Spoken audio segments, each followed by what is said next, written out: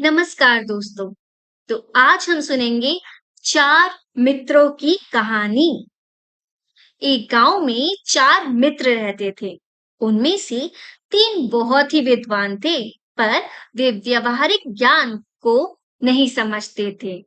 वो उसमें एकदम कोरे थे। और चौथा मित्र पढ़ा लिखा तो कम था, पर वह व्यवहारिक ज्ञान में माहिर था। एक बार चारों मित्र अपना अपना भाग्य आजमाने राजधानी की ओर चल पड़े और रास्ते में एक जंगल आया। वहां उन्हें एक पेड़ के नीचे कुछ हड्डियां दिखाई दी। उनमें से एक व्यक्ति ने उन हड्डियों का निरीक्षण करते हुए कहा, ये हड्डियां किसी शेर की हैं।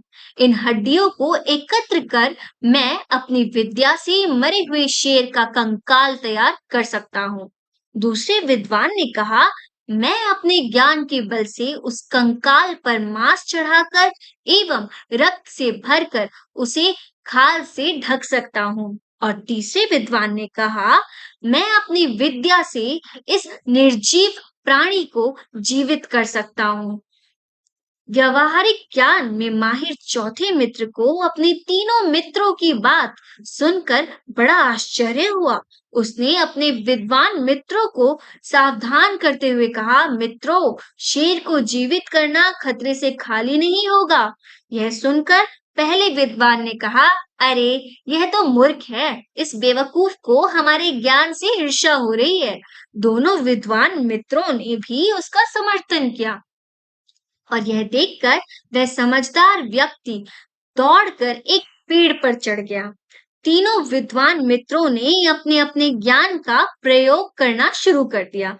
पहले विद्वान ने सारी हड्डियां एकत्र कर उसका कंकाल तैयार किया और दूसरे विद्वान ने कंकाल पर मांस चढ़ाकर वे रक्त से भरकर उसे खाल से ढक दिया।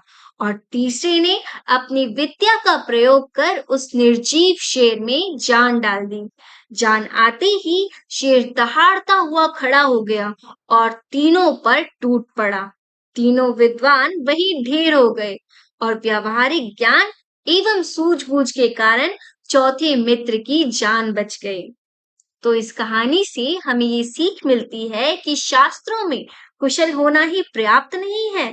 लोक व्यवहार को समझने और लोकाचार के अनुकूल काम करने की बुद्धि भी होनी आवश्यक है। धन्यवाद दोस्तों।